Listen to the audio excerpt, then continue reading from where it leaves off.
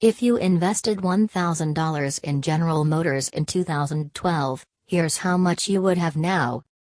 Shares of automaker General Motors fell more than 3% Wednesday after BMW warned of lower profits thanks to international trade tension and potential ripple effects from Brexit. Still, if you invested in GM in 2012, after the company officially came out of bankruptcy and began recovering from the major financial crisis that hit the auto industry, you would have made a profit, although a small one. According to CNBC calculations, a $1,000 investment made then would be worth just over $1,800 as of March 21, 2019, a total return over 80%. In the same time frame, by comparison, the S&P 500 was up more than 100%. While the company's stock has trended slightly upward over the years, any individual stock can over or underperform, and past returns do not predict future results. Some analysts anticipate problems for the auto industry overall.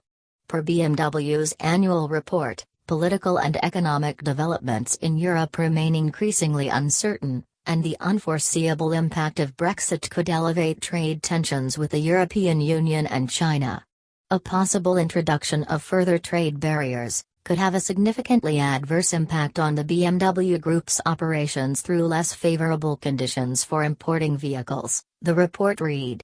Moreover, countermeasures by the USA's trading partners could slow down global economic growth and have a greater than expected adverse impact on the export of vehicles. In an email to CNBC last month, CFRA analyst Garrett Nelson said, "We are very concerned about GM's worsening vehicle sales trends, which were down more than 13% in the fourth quarter, and the company's exposure to a slowing China market, which we think could challenge the company's ability to hit their full-year earnings guidance." President Donald Trump, who slammed GM in November after it announced plans to cut 14,000 U.S. and Canadian jobs and cancel some of its popular car models, could also impose tariffs on cars imported to the United States, an idea causing further investor anxiety. At a rally in Ohio on Wednesday, Trump also put pressure on the company to reopen its plant in the state and reverse its plan to invest $2.65 billion in two of its Brazilian plants in São Paulo. There is some good news for the automaker, though. GM's fourth quarter earnings, released in February, beat Wall Street expectations due to an uptick in truck sales. Cadillac, for example, was up across the board about 20% year-over-year in 2018 in a declining market environment, Divya Suryadevara, GM's chief financial officer, said on CNBC's Squawk Box. "What we're focused on is what we can execute."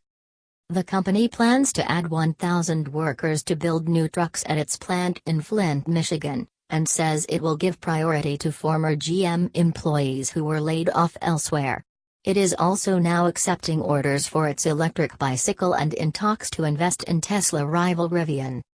GM Chief Executive Officer Mary Barra said in a statement that the company delivered a strong year of earnings in a highly volatile environment in 2018, and it will make bold decisions to lead the transformation of this industry and drive significant shareholder value. If you're looking to get into investing, experts Warren Buffett and Mark Cuban suggest index funds, which hold every stock in an index, offer low turnover rates, attendant fees and tax bills. They also fluctuate with the market to eliminate the risk of picking individual stocks.